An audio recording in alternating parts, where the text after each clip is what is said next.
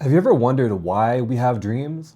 Like, what's the purpose of these crazy dreams that we have at night? I've thought about this for a very long time, and I think I have a theory about it. Now, obviously, this is not scientific. This is not what the scientific community has concluded or anything. This is just Adrian thinking for many, many years.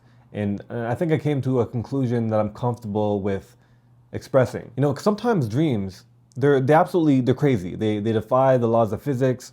Everything you know about the world can be completely complicated and mixed up in the dream. And it makes sense while we're having it until we wake up, of course. And for me, I kind of like to go through my life and look at things and understand them. And dreams are the one thing that we don't understand. Science doesn't understand. And I'm not claiming that I do. Everything I'm sharing is just completely theory. It's just what makes sense to me. But I'm open to my opinions changing. Here's how I look at it. I'm really interested in evolution and biology and just even like astrology, understanding the universe, understanding physics, metaphysics, the things around us, everything that life in this universe, that existence makes up and what it's about. Everything in existence seems to be, as far as life goes, a result of evolution. It's strategic. It's helped us get to where we are. Now, over the years, it seems to me that science has kind of concluded, or at least at different points in times, that dreams are nothing more than random neural activity in our mind, things that our subconscious mind has taken in throughout our life, things that we've heard, that we've seen, we've touched, we've felt. It's just random messages and stories that go on in our head, right? We're just creating an imaginary. And like that's cool. I'm sure that's what it is on a scientific level, what's going on in your head, just random neurons firing off or something like that. I'm no scientist. But here's what I think. I think because everything that is a part of us as human beings and animals is a result of an evolutionary development, dreams have to be as well. And so if dreams are strategic, if dreams help us survive, how could that be the case? How could dreams help us survive? I think dreams are a simulation. I think dreams are a sort of training ground for our mind to adapt to an uncertain and unfamiliar world. So think about this with me. When you come into this world, you're coming in naked and stupid. You don't know what's going on. Your mind, your conscious mind, doesn't know anything beyond what your genetic code has shared with you, that's been passed down to you. In humans' case, very limited instincts. So you come into this world, boom, you're seeing things visually. So you're seeing sounds, you're hearing sounds, you're seeing colors, you're seeing movement. And you're hot, you're cold. And so you're just thrown into this existence where absolutely nothing makes sense. You can't correlate what that thing over there means to your wellness. Is that something that you should be fearful of? Well, you'll learn really quickly, you should probably fear absolutely everything, because everything's unknown. You learn very quickly to trust your mother, but that's the only thing that you know.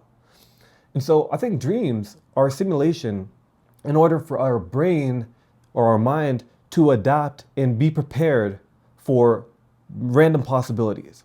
Right? In your dreams, sometimes gravity isn't a thing. You can just kind of fly whenever you want. That makes sense in a simulation. If your dream is a simulation, it's a training ground. It's like biological technology. It's biological technology to prepare us for the continuous and always unexpected, uncertain reality that is existence. You know, sometimes when I'm taking a lot of information in my subconscious mind, I notice that my dreams reflect that thing, right? Sometimes, like recently, I'm taking a trip to Peru in a few weeks, and I've been brushing up on my Spanish. So I've been listening to a lot of Spanish audio. I've been watching a lot of Spanish shows. As I'm going throughout the day, when I'm speaking in English, I'm translating it in my head to try to practice and prepare for this new reality I'm going to experience when I go to Peru, right? This completely different experience in a different culture, a different environment than I'm used to. In my dreams lately, I've had a couple of dreams where people are communicating to me in Spanish. And in my dreams, I'm trying to translate, and I'm speaking Spanish fluently in my dream. I'm probably not, but in the dream, it makes sense that I am. Leading into the idea that the dreams are a simulation. It prepares you for the unexpected. You know, sometimes in your dream, sometimes you see dogs or different animals when they're sleeping, and they're making noises. They're maybe barking in their dreams. They're running in their dreams. and it's playing out, it's manifesting in our physical reality. You know, that dog, we assume it's chasing a rabbit, right? When we see it running after something in its dreams. Maybe it's not a rabbit. Maybe it's some random seven-legged creature that it created in its mind, because a dog doesn't know all the creatures that are around. All it knows is that it chases things. Dogs know that they're predators. So the dreams could just be a training ground for that as well. I came to this sort of conclusion in my mind just because everything that we have, from our brains to our nails, to the thickness of our skin, to our organs, to the way our rib cage is wrapped around, everything about us, everything about a life form is made so simply to survive. That's it. How can you survive? How can you find a way to stay alive and gather as much nourishment as you can to continue staying alive? We give birth in order to continue staying alive. And so dreams have to be, in my opinion, a tool, a simulation, in my view, to stay alive. And it doesn't make sense to me that if our dreams are meant to allow us to stay alive, then they are preparing us.